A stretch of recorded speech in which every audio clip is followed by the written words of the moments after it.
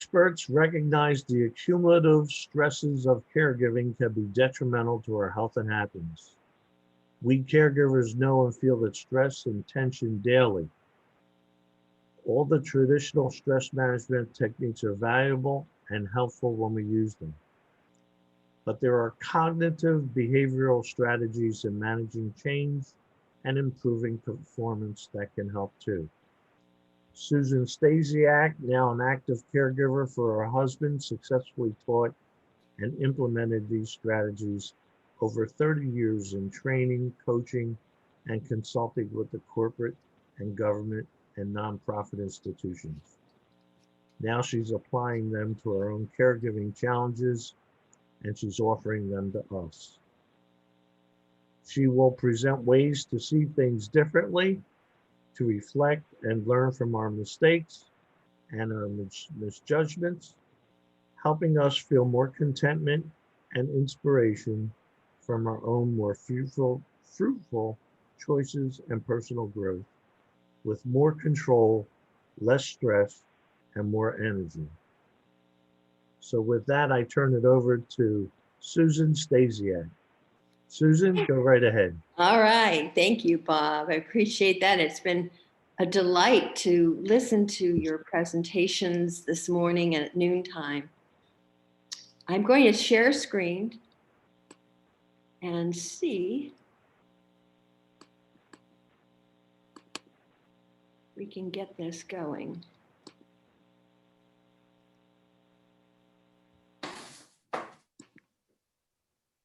All right, we have success, I think. Sometimes I feel as though my mind is out to get me. I mean it. My mind comes up with the most preposterous ideas and scenarios, and it causes me a lot of stress. Welcome, everyone, to Managing Stress from the Inside Out. Hopefully, you will understand how to find more energy to sustain your caregiving journey, but you may also find where you might be leaking energy. I will be presenting some cognitive behavioral strategies, which Bob mentioned already, that I've used in my consulting practice to help employees become more productive in their jobs and in their lives. It took me a while to figure out that I should be transferring it to my caregiving, but that's another story. But I won't just talk about the techniques. What I want to do is share with you 3 case studies today of real life caregiving situations, including my own. I want to first acknowledge that caregiving is not an easy journey. I've been a caregiver for my significant other for 5+ years. He has Alzheimer's, COPD, and congestive heart failure. And as you can imagine from your own situations, we have plenty of reasons to understand that caregiving is very stressful. You can read them here, and I'm sure you can come up with a dozen more yourself. But caregiving is not for everyone. Not everyone can do this job. The skydiving in this picture actually speaks to me because I know it takes a lot of courage to jump out of a plane. I know because I did it twice in my life. But skydiving is a walk in the park compared to caregiving. Caregiving is one of the most difficult experiences, as you know, especially for spousal caregivers. And this difficult job also provides plenty of stressors in which it can drain our energy as we try to cope with those stress. But it also has a potential to provide us with some gifts, one of which is that intense feeling of gratification and also the opportunity for tremendous personal growth. What's your favorite or most, well, not favorite, what's your most stressful situation in caregiving? Is it worry about the future? Is it anger toward friends or family who don't seem to be helping? Is it anger toward the care recipient, your loved one, because he or she won't cooperate? I claim all 3. Whatever we think or seem to think that the cause of stress is, it's probably not. Those actions, the events, or those people are not the cause of our stress. And that's good news. We are the cause. What? We're the cause? What do you mean we're the cause? We didn't do anything. That's true. We didn't do anything. But our reaction to the stressors cause our stress. And that's the good news, because we can control our reaction. We can't control the future. We can't control the diseases. We can't control our loved one or our family or our friends, but we can control ourselves. How does the mind and stress interact to cause us some problems? Well, if we were all together in Washington, D.C. last June, or in Cape Cod this fall in a room together, and a huge dog like this walked in, we would each have a different reaction. Some wouldn't really react at all. Some would be glad to see the dog. Some would be neutral. And some actually would have a very strong emotional reaction, possibly because they have had a not so pleasant experience in the past with a dog like this, or perhaps another breed. Stress is defined as any non-specific internal reaction to an external stimulus.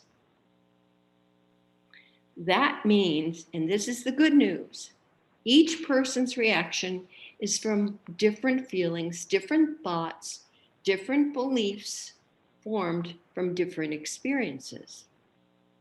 We have control over our reaction if we are prepared to respond to those situations or to those people.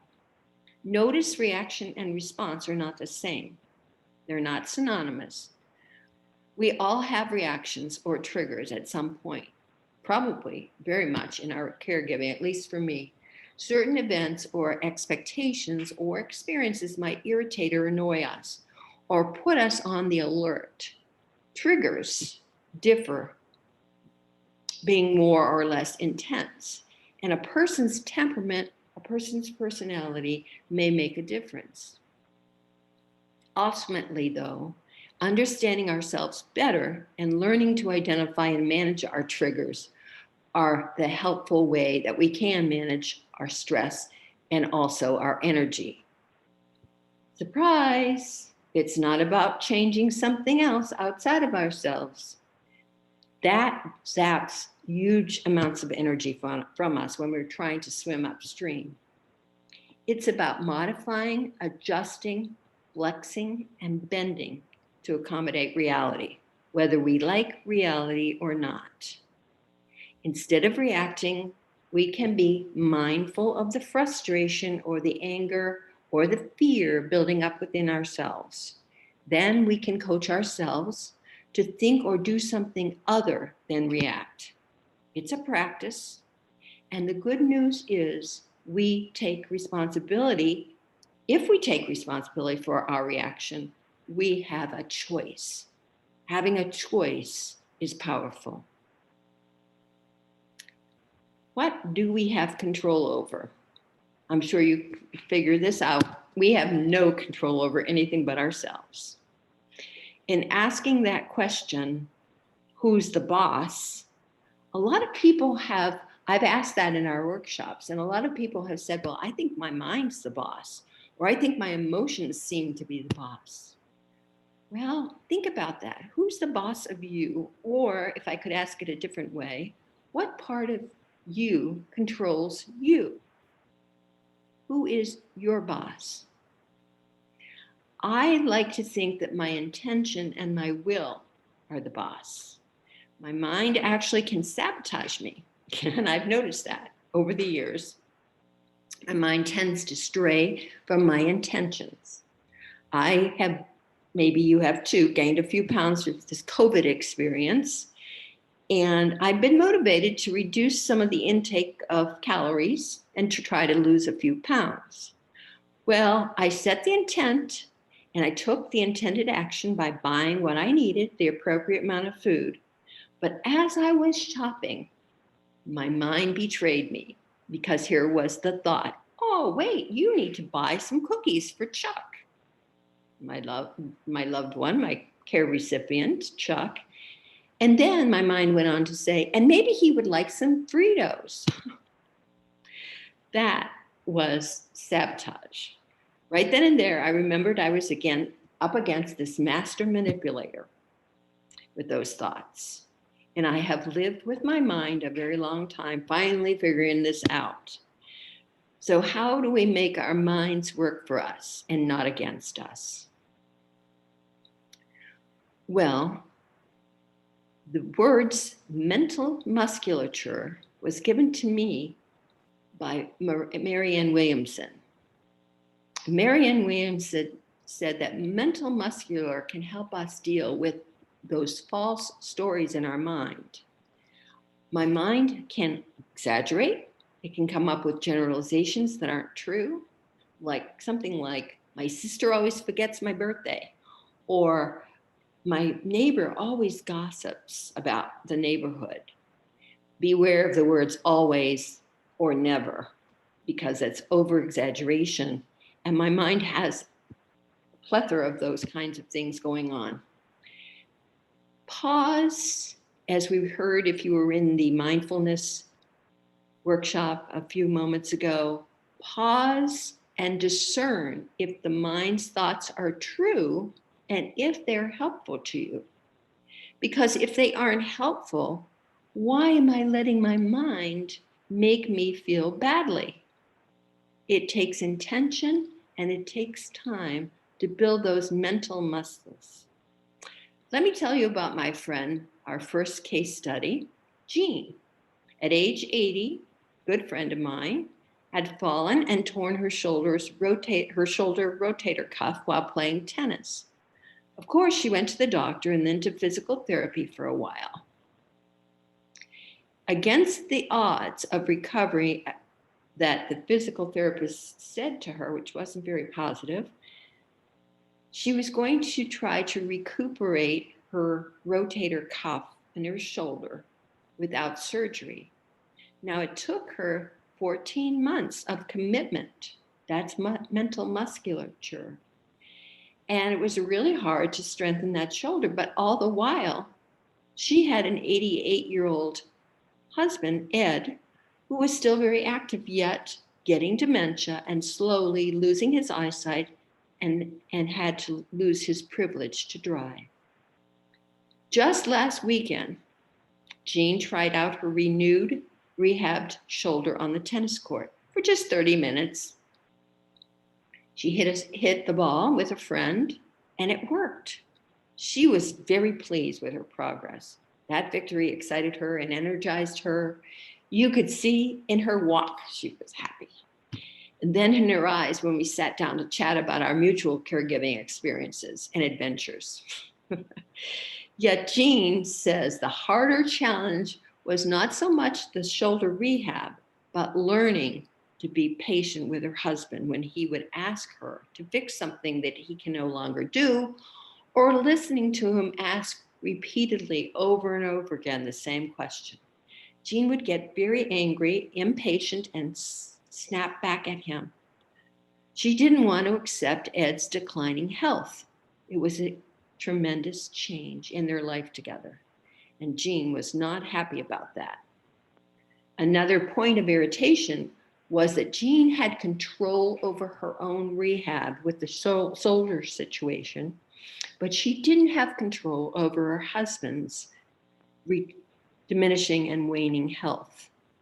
Lack of control is always daunting for us and disappointing. Jean knew some of these cognitive emotional strategies we're going to talk about today, and after a while, she got frustrated enough with her own anger. She began using some of these tools that we're talking about today. She had demonstrated that she did have mental musculature. but she was motivated in that sense. This husband situation was more of a disappointment. The stress, however, that Jean felt about her changing marital life stemmed from the perception that she held in her mind. With her thoughts, her mind took her places which she did not want to go, to a reality she didn't want to face. So she stayed in denial for a while until the stress came building up, and her frustration and anger was directed towards her husband. Now, here's our little case study. I want to talk about her lack of acceptance was the barrier. Jean's biggest stressor, not stress, but the stressor, was her loved one's health diminishing and his changed behaviors. That was signaling something to her that she didn't like. Jean's emotional reaction to those stressors were frustration, anger, and disappointment. All the feelings that were inside of her. That was the stress. The harm that she was doing was really to herself. She was very unhappy, very frustrated, and of course the relationship was suffering. Not surprisingly, though, Jean began to face her reality because that's really the only choice she had, and apply some kinder, I think the word loving kindness, and more intentional responses to Ed's changing behavior, like leaving the room when she was triggered by Ed's questions or requests. She did feel better, and over time, less stress. So after practicing that a little bit more and a little bit more often, the stress became less and less, and the home became calmer and calmer for both of them, actually. Our mind works at lightning speed, but does it serve us? And how does it serve us? We often don't realize that who is really driving the bus. We have feelings, but our feelings have come from our thoughts about the situation. And our thoughts have come from our beliefs.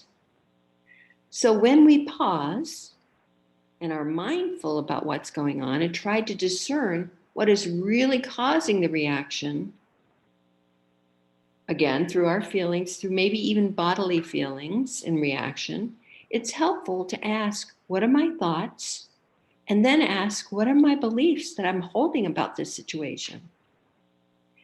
That's where the fine-tuning of the mindfulness and the noticing help. If we can notice this going on, maybe we can short circuit the reaction that we have and we don't like.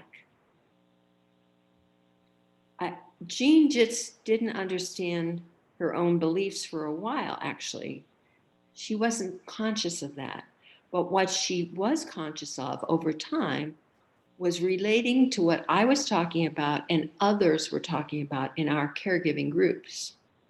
When we get some understanding of our beliefs, maybe through others or other situation, we can ask ourselves, are my beliefs valid? Are they helping me? Are they productive? If they're not helping, what can I change within myself to help me not react and not feel badly? Because I don't want to cause harm to myself and others. I want patience. I want to be kind. And this is how I got there most of the time. Because this, in fact, is the only control you and I have with ourselves.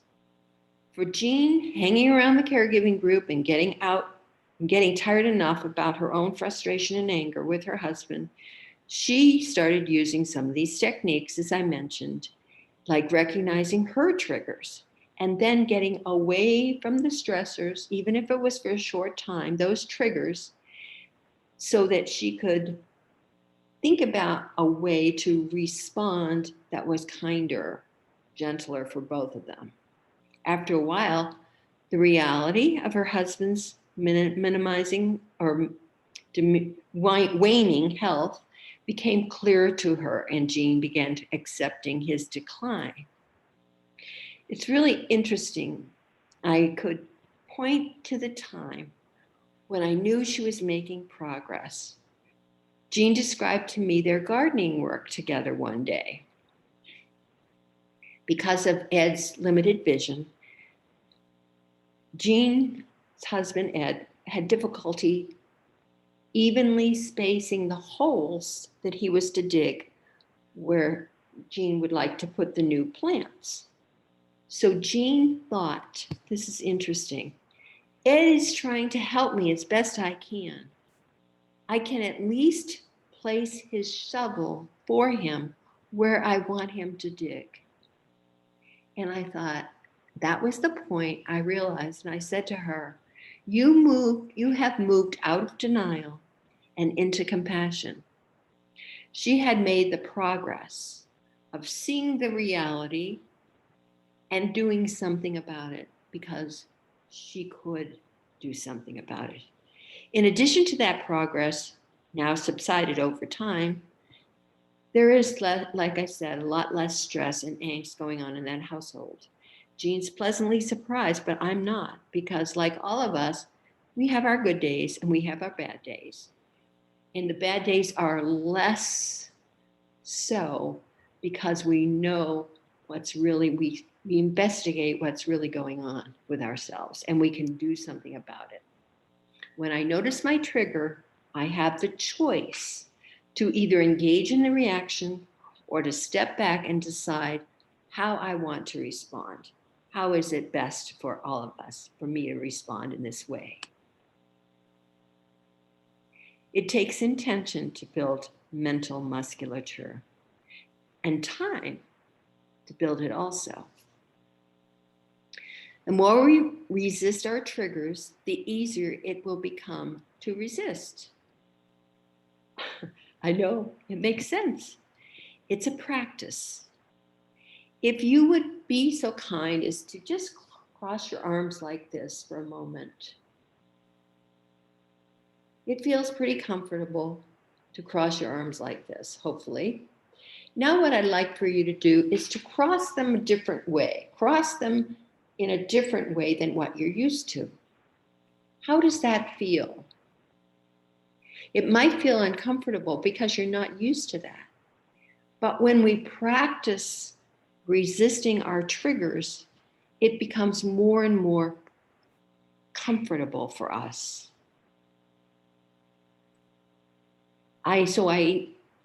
In my practice, I need to set intent. I want to be this way. I want to do it this way. Setting intent and watching my progress. If my mind's trying to tell me to do something else, maybe I need to take a look at that and ask, why am I resisting? Why am I not doing it the way I want to do it? So I can adjust. I can adjust my behavior based on my thinking.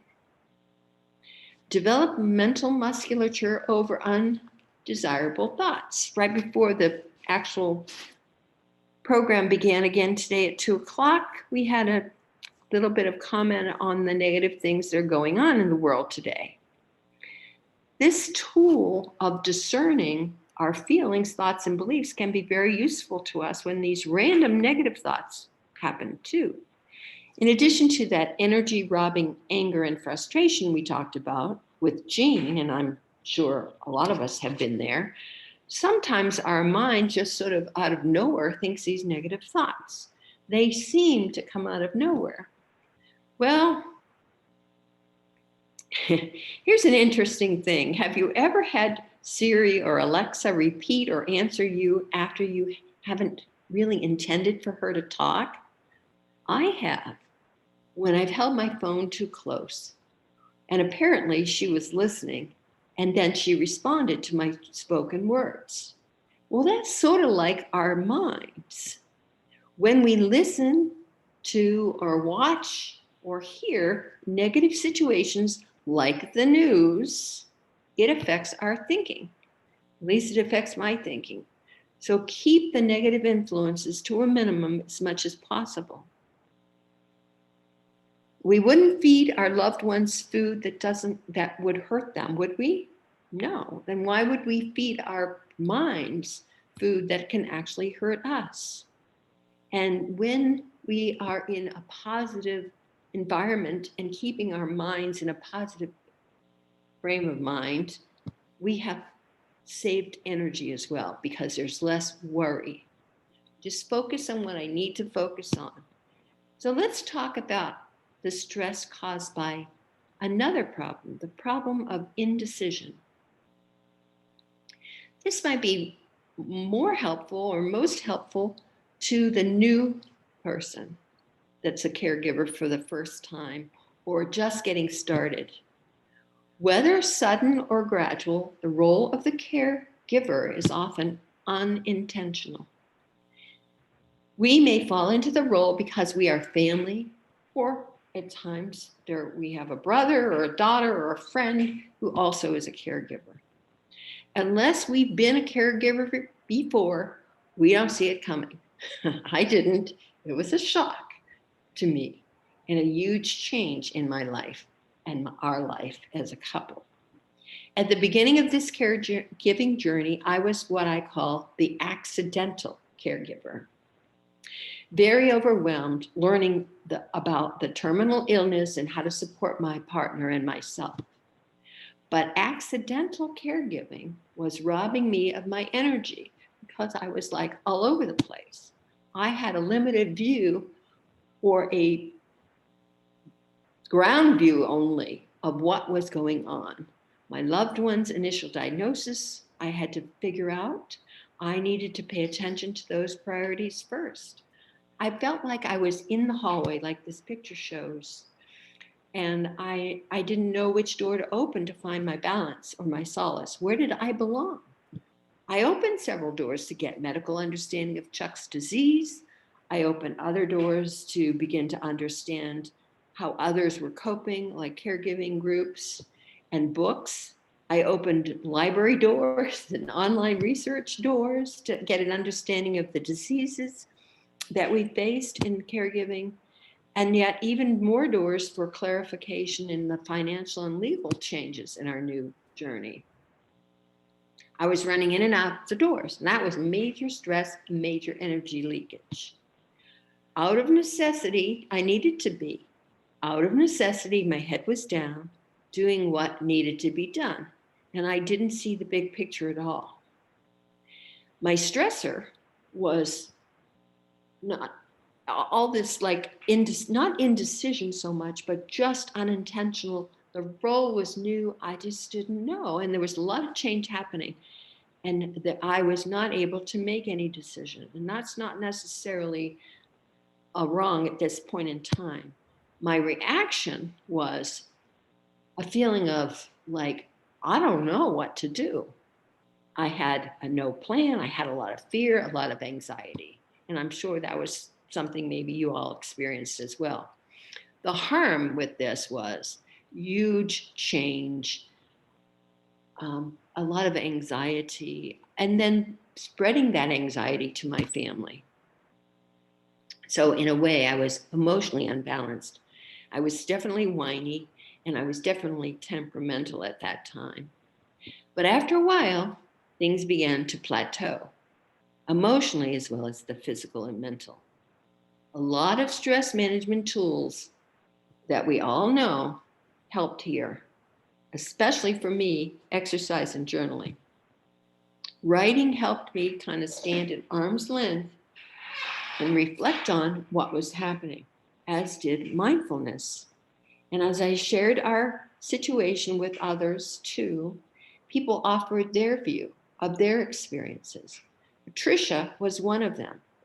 Patricia struggled with her caregiving for her husband, who had had, or still does, multiple sclerosis. And she knew MS was going to be a very long journey. So what was she going to do? She was feeling like, I don't know. She was in the hallway too. She was able to take 3 days to get away. Patricia realized that she had been undecided about that question. Did she really want to be with her husband? Or did she want to maybe put him in a nursing home? She decided to stay in her retreat. She came up with that. But she decided that, first of all, because she knew what it took to be a caregiver. That's important, and that's why it doesn't happen at the beginning. But she also, as she made that decision, the anxiety and the uncertainty subsided because she made that decision. She was able to get figuratively out of the hallway and settle into her own space because she made that decision. The key takeaway here is not what decision you make, but that you make it authentically.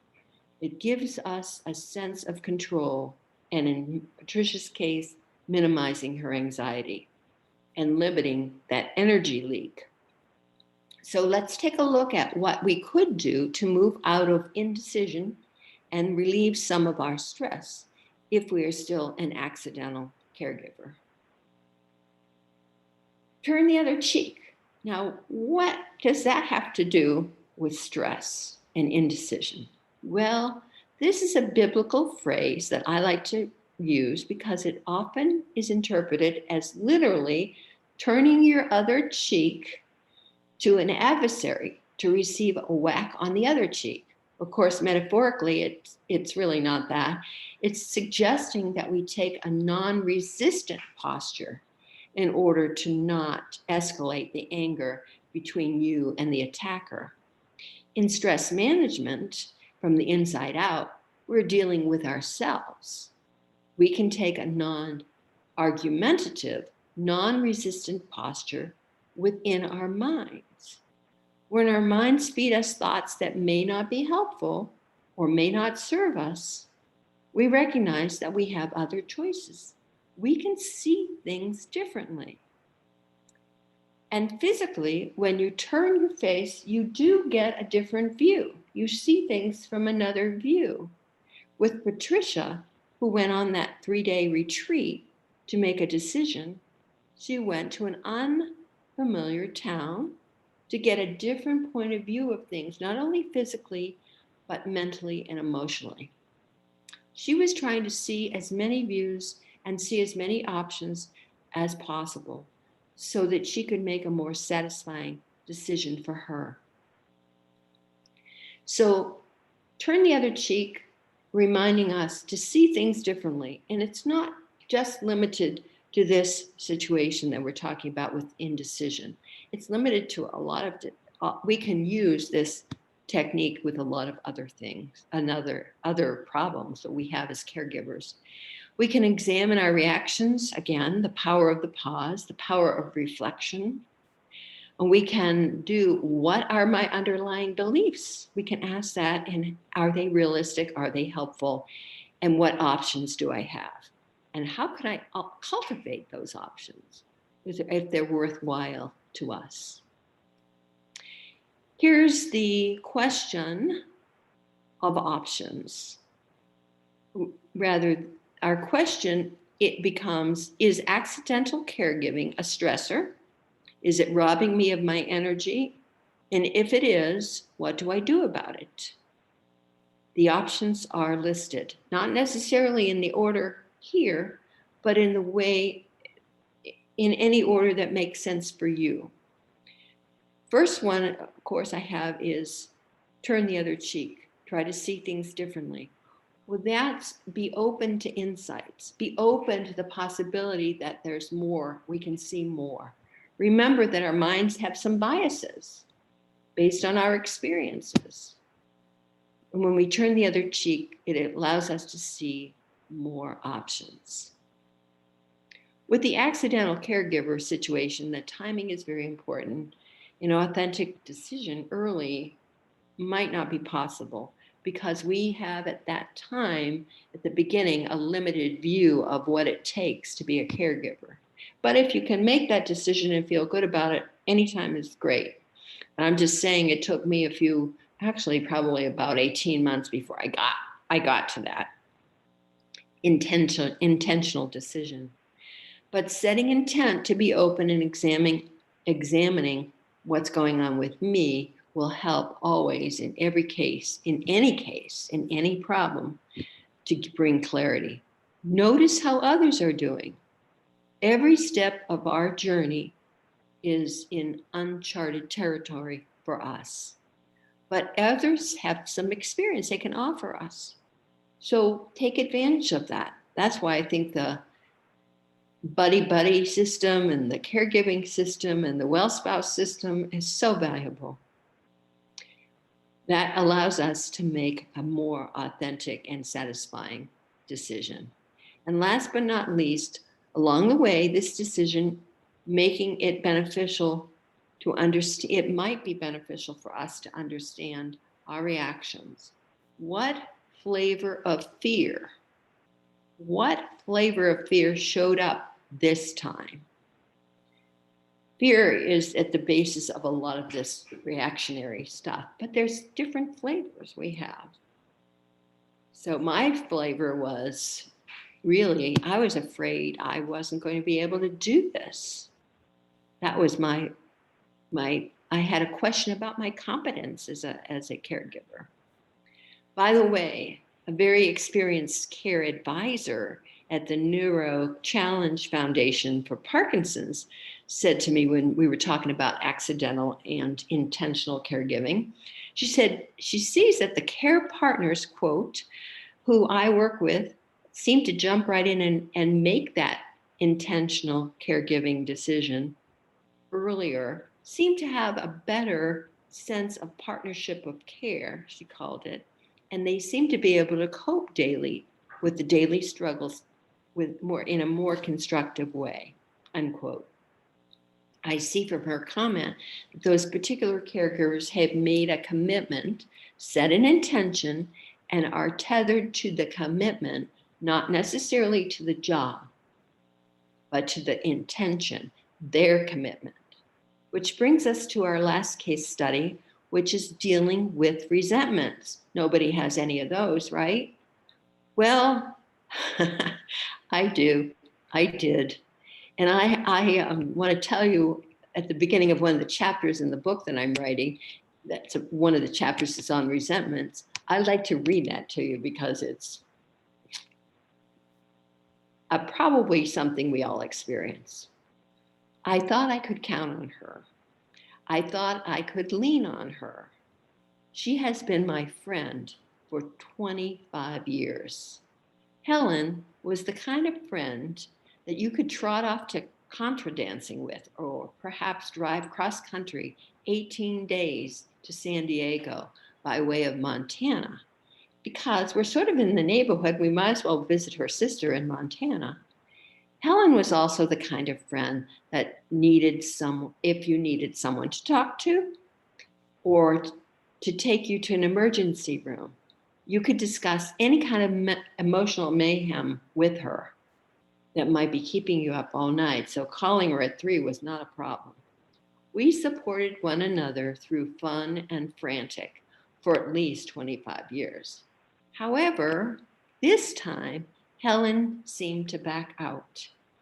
So she wasn't, or maybe couldn't, be empathetic when I began caregiving for my loved one. When Helen learned that Chuck was not well, her immediate response to me was, "You're lucky to have had 20 good years with him." I recoiled from that emotional dagger. I didn't want to hear that.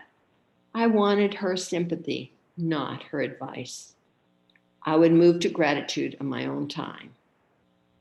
Well, ruminating on that comment for a few weeks was like sucking a lemon lollipop without the sugar. I expected Helen would be more sympathetic than that. And I bet you could, 85% of you would say, I can understand your reaction. Well, the stimulus for me was Helen's comment. You should be grateful for the years you spent with Chuck. Not that that's bad, but I wasn't there yet. My reaction was I took offense. The offense caused me my stress. Of all the people, Helen should comfort me. I was thinking that, right? The harm that I did, the disappointment I felt, the sadness, the anger, and mostly the rumination that I took on for a couple of weeks, took over and took up space in my mind, a lot of clutter and a lot of stress. Helen was fine, Susan, not so much. So here are my options. Not necessarily in the order you see them on the slide, but here's what I did. I really actually called Helen. That's our second point here. And unfortunately, what she said was not what I wanted to hear. She said she didn't really know Chuck very well, and if it were Alan, she could help us out. No, I was shocked by that, and I was disappointed once again, even more. It actually continued with my resentment. It built my resentment. So I went to plan C down here. I tried to discuss this with another person. I have healthy friends, fortunately, and they did not allow me, when I was talking to them, to badmouth Helen or to stay stuck in my self-pity. They reminded me very gently with their I statements that through their own experiences with something similar, what they did and what I could do to control my response. I had actually, one of the things that was going on is my expectations. It was the expectation that caused me to have the stress. And they pointed that out to me. And I thought that was a good friend. I did turn the other cheek in, that's up here, in journaling. I recognized that maybe Helen might not be able, for some reason at that time or whatever, empathize with me. I just put that out as a possibility to myself to try to alleviate the stress and frustration I was feeling. And I was investigating my own fear. Why did I react so strongly to this situation? I reacted so strongly because I was beginning this journey of caregiving, and she had always been somebody I could go to and had a lot of good common sense, but I was scared. I couldn't do this. I couldn't do this alone. It forced me, though, to reach out to other people. And that was where I began to open up and find some support. Now, I think the gift here for me is that I did find angels disguised as people showing up to help. And the interesting thing was, thinking about this a long time and experiencing, what happened was people actually, when I opened my heart to this, people showed up that were very helpful. Example, an acquaintance of mine directed me to hospice at the appropriate time. We weren't ready for hospice at that time, but at the appropriate time. She happened to be a hospice chaplain, which I didn't know. And she was retired. And since then, she and I and another person have become very good friends and just supper together about every 6 weeks or so, which is wonderful because we share our lives on a different level. And then a few people in my tennis group were also going through the same thing. And that helped. That helped because what it showed me, not just my Helen friend, it showed me other people are having this. And then, of course, joining caregiver group really helped. But here's an interesting one.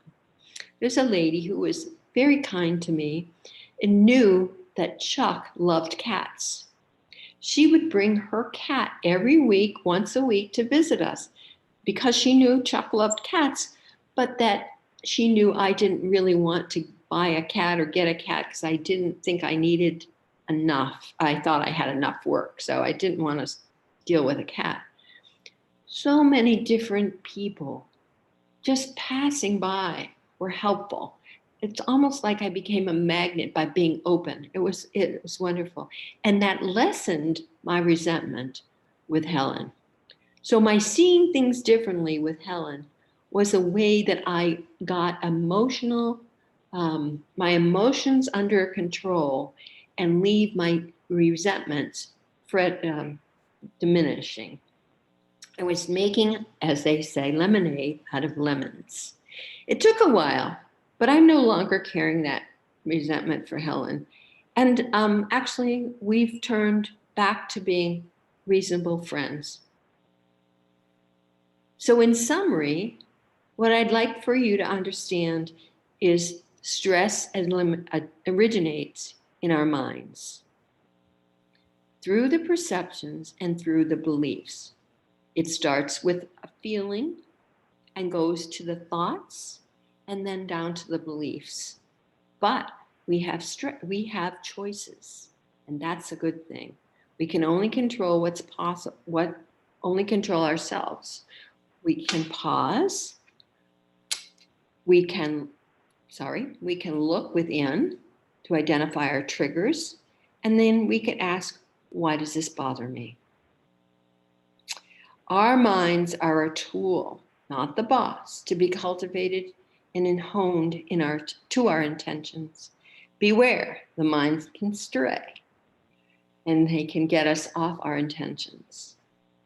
Use healthy resources to understand ourselves and our beliefs, including what's on this skydiving picture, which depicting, in addition to the skydiving itself, I was taken by the fact that people are holding hands.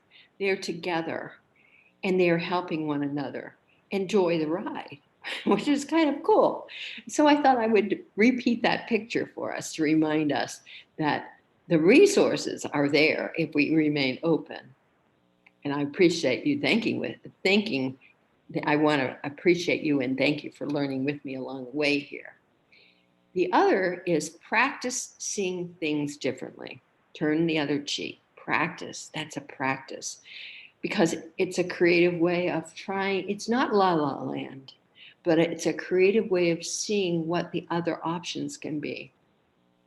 They say God has a 360, and we have maybe, if we're lucky, 90-degree vision. So it's a practice. Time takes time and it takes intention. And with that practice, I think cultivating this mind to set our intentions and tame our emotions are actually soul work. I really do, because without that, we are not able to get out of our small selves and be selfless and fully compassionate. So understanding ourselves and becoming more compassionate is soul work. And as we all know, compassion is probably the one highest form of life and of love. And actually, it's a higher energy.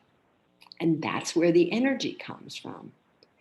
What comes to mind when I say that is Mother Teresa and how slender and frail she looked. But man, was she compassionate. And that's where the energy came from, through her compassion, because she didn't have any things that held her back about herself. And that's really wonderful, actually, if you think about it. Transformation is coming. This is one of the gifts. I've heard this today from other presenters. Transformation is coming. We are becoming magnanimous, more of who we can be.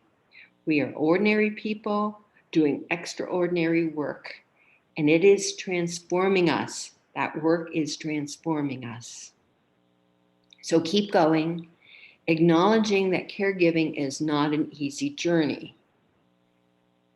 Author Rita Mae Brown says, people are like tea bags. You never know how strong they are until they're in hot water. It takes courage to explore and discover our perceptions and our fears. Who wants to look at that? those fears may or may not be true. And if they're true, we can develop a lesson or a plan B or a plan C to either lessen them or eliminate them. And that, my fellow travelers, is how we can transform ourselves. Maybe not happy every moment, but in many times I've had contentment and appreciation for the effort that I'm making for my loved one, and especially we are making for ourselves. Before we go to the Q&A, I'd like to offer this prayer, this blessing. May we be willing to open our hearts to the beauty of the moment. May we be willing to see the beauty in our imperfect lives. May we be willing to learn how to love unconditionally within our challenges and within ourselves. Thank you for the opportunity to share my experiences. And I'd like to return to the Q&A. Okay, so if Thank you you, would like to Susan. ask a question, please raise your hand and we'll get to them as we see them.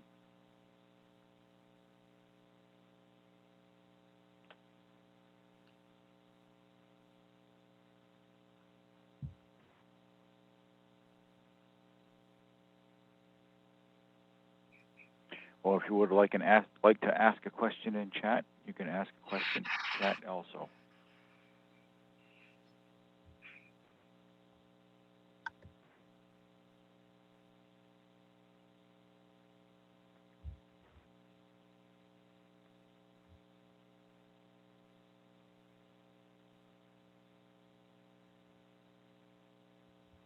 I'm sure people have questions or comments or related situations to this. Well, I could just comment on, I identified with much of what you said, Susan. My wife passed away now, and I know during my journey many times I perhaps unwittingly employed some of the strategies that you were talking about. Maybe not even knowing, but I employed several of the strategies that you were talking about, even though I didn't really have a plan to do it. I did it, you know. I employed some of those strategies. So I want to thank you for your presentation. You're welcome. Tom Manick is writing in the Q&A. A friend who has not seen my wife in 2 years and only hears from me about her. She sent a text saying I should put her in a care facility. It was over the line. How do I respond? I am ghosting her. I don't know what ghosting means, but Ignoring her. oh, okay. Thank you. I want to say, people have, and even my caregiving coordinator in our caregiving group has been through the death of her husband, and she's a very wise woman, but I felt she was pushing me too, and I just resisted. And I spoke with other people. People probably want to help. It's a help. I mean, I can understand that suggestion or recommendation is to help because they see the angst we're going through. In fact, my sister said that early on, and I was not happy with that. But she has come to appreciate the learning that I have had with Chuck. And I know that if the time would come, it's really my decision. It's not when the care receiver is ready. I feel it's my decision when I'm ready, if that's a possibility for Chuck to go into a facility. So I am investigating facilities, I am looking, but it's your decision, not the other person's. So what I would say, would thank you for your concern, or not say anything. All right, I think we have a comment. Oh, Lisa has her hand raised and her mic is now on. Okay. So Lisa, Hi. you may ask your question. Hi, this is Lisa. I'm in San Diego. Thank you very much, Susan, for this talk. This has been very, very helpful, and I could relate to so many things. I wanted to first tell you that I love that statement that I'm an ordinary person doing an extraordinary job. I think that's a good one to wake up and think about every single morning. But what particularly struck me is kind of the loneliness of having conversations with people who probably think they're being helpful, but they'll say, how is it going? And when I start to tell them, sometimes someone will try and talk me out of feeling, you don't feel negative. No, don't talk negative. That won't help you. Or someone else said recently, God won't give you something you can't handle. And these platitudes are of absolutely no use to me whatsoever. And you're almost sorry that you ever said a word, because I don't know. I guess I'd rather just have someone like just kind of hold my hand and say, yeah, I'm sorry, than launch into a pep talk or a why this is going to be just fine if you just wait and see kind of a thing, where you're just like, wait, what world are you living in? Because you're not in mine. Exactly. I understand that very much too, Lisa. Thank you for bringing that up. Depending on the person, I'll say things like, things are the same, and they're moving at the same pace they've been moving. That's Chuck's progression has been very, very slow. But 5 years is nothing compared to some of you that are out there. However, I appreciate, and I always say thank you for asking, because I would like that. But depending on who you're talking to, and it's hard to do this with COVID, you could ask, would you hold my hand? Or, would you give me a virtual hug? Or I'd rather just have a virtual hug. I'd rather just have, we could sit together and admire this pond together, sit on the bench and admire the pond, or whatever, something, think of something that might be satisfying for you and ask for that. But not everybody, you're not going to ask that to anybody and everybody. What do you think, Lisa? I think that those have real possibilities. I think the dilemma is when you're in a situation where maybe you're not talking to a close personal friend, but it is somebody like a coworker saying, how's it going? And then I feel that I've made a terrible mistake by actually telling them how it's going, because I can see by their reaction that A, they didn't want to know, or B, they know exactly what I should do. Or C, they want you to know that they care about you and they recognize that you have a challenge. Yeah, I like C. It's hard for C to come up when you get your back up, though. And I think that's part of what you've been talking about too, about, you get defensive, like, oh, stop. And it's hard to be grateful that somebody asked when you're trying to get away from them. Well, then just, the other suggestion that I offered in the workshop was to investigate, why am I reacting to this? What's the fear, or what's the belief, that might be spurring the reaction? And with my friend Jean, we do almost a weekly kind of touch. She said, boy, that understanding if I react strongly, and I said to her, that's like a real red flag. If I react strongly, it's something I can look at and work on that will change me. So that's the other suggestion I would have, because it's helped me. There have been times when people say, well, I went up and I was with my dad 2 months, all the time for 2 months with him when he passed. And I'm like, I told him, that was very nice of you, but I was holding my tongue because I'm in WellSpouse and I hear what you guys are doing. Mine, we have spouses. This is not his, that was going on in my mind. But I guess, Lisa, I get so much positive feedback from the right people that it fills me up. And I'm, when I have like this visible or this extra kind of comment from somebody, it doesn't bother me anymore. It used to.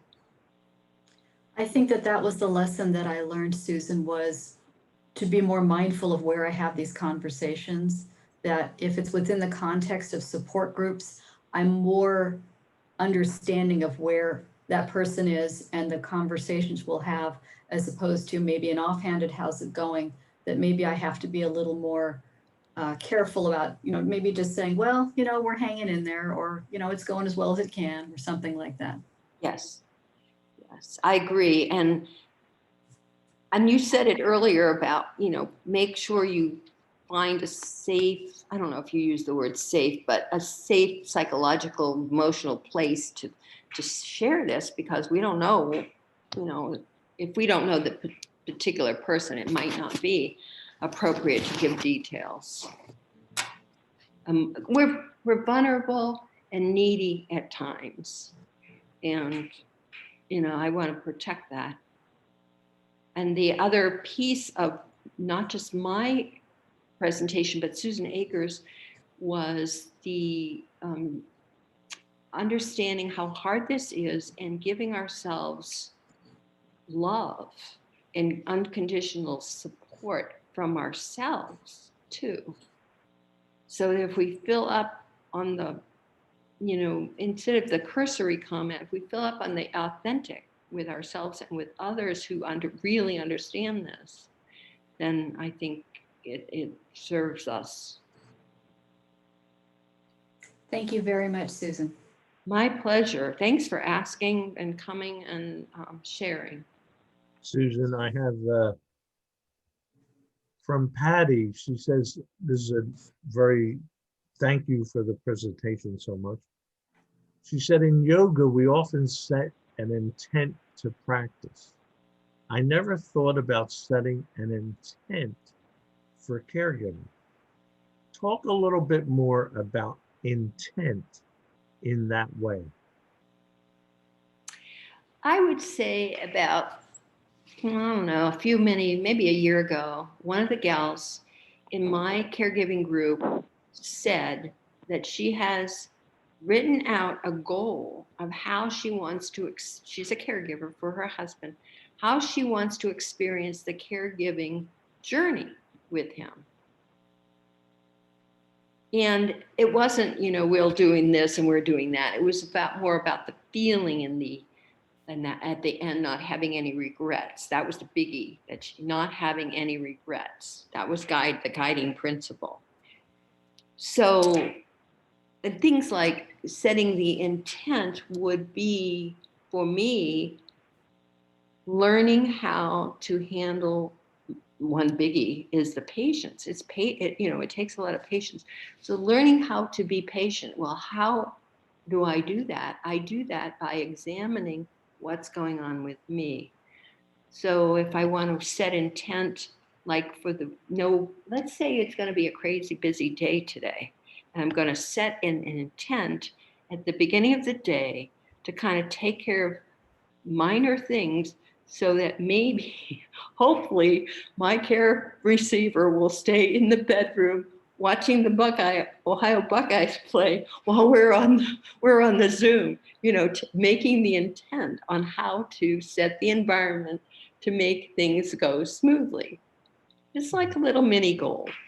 So if that works, Patty, does that work for you? Or do you have an additional question to help me explain that? See. I don't see anything. That's good, she said. Okay. Okay, thanks, Patty. Okay. Jerry, do All right, you so have another quick. question? Yeah, Barry Applebaum has a question, so let me unmute him. Okay, Barry, you're all set. You can unmute. Hi, can you hear me now? Yes, Yes. we can. Hi, thank you. This has been very informative. I think two challenges that I and probably a lot of male spousal caregivers face. Guys aren't inherently needy and inherently expecting things to go according to plan. For example, you know, I had life insurance. I needed to take care of my family. I needed to provide for my wife. And I didn't have life insurance on my wife. It's not supposed to happen in reverse. So I think that we struggle, I think, as men a little bit differently. Mhm. And I think that, you know, I took care of my mother. I was a caregiver for my mother. Very different than being a caregiver for your wife. But it's like guys aren't expected. You just, you don't think about it. You don't have the tools. And it's a lifetime learning process. And the other thing that I struggle with almost 10 years later is the roller coaster, because I know my situation is kind of crappy, but I know in my support group, people have it worse. And a lot of people here today have it worse than I do. So there are days I look at the glass half full. There's days I look at the glass half empty.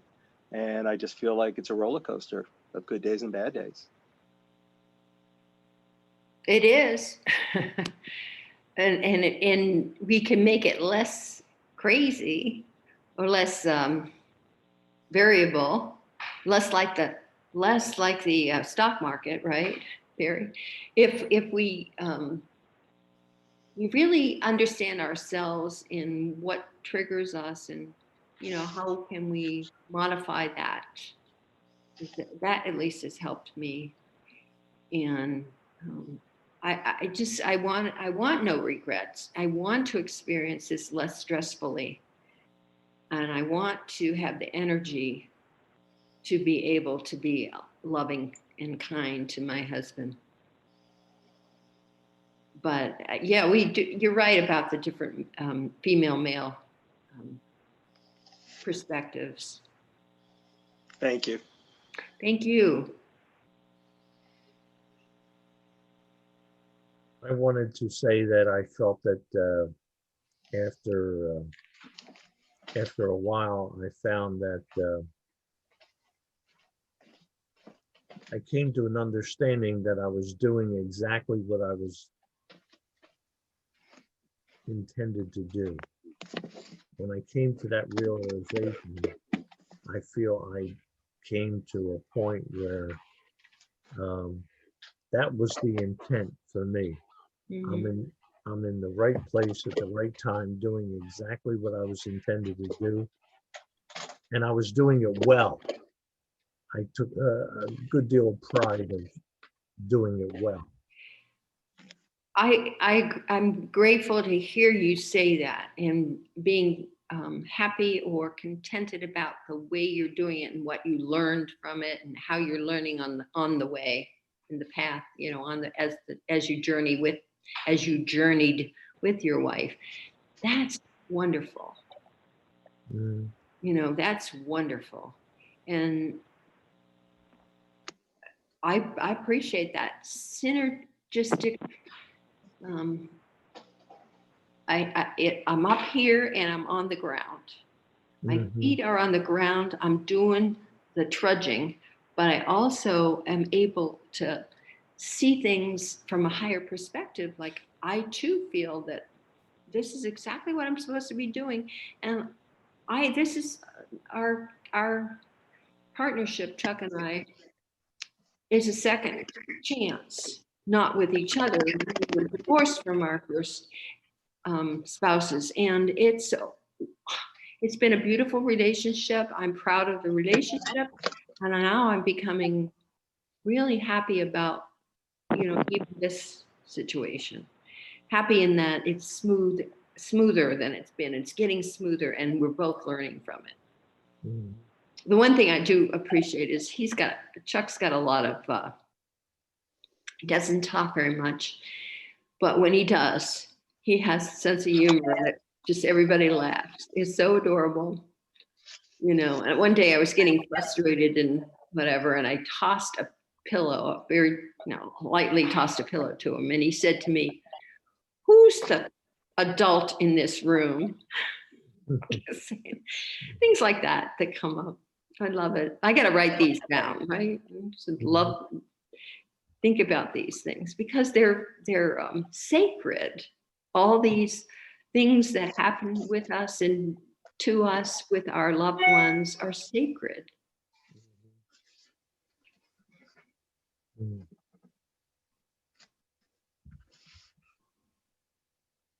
Okay, anything else going on? Nothing. Jerry, do you have any other questions coming up? I don't have any questions.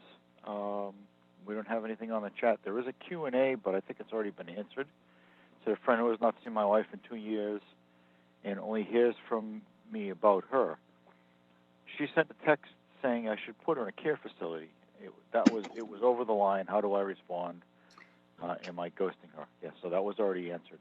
Right. It's up to you. I think that's it, unless anyone else has any other questions. You can just raise your hand.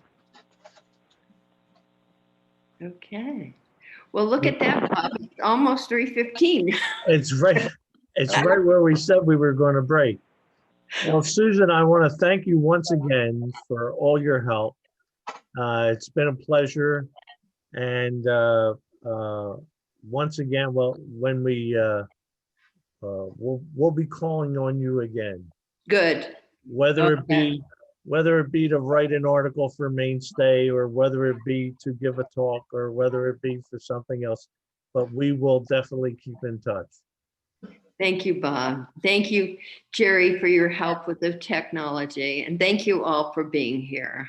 Yeah. Anytime, Susan. Patty Thank you for your is saying, get the book finished. We are waiting. Okay, Yeah. good. Take care, everyone.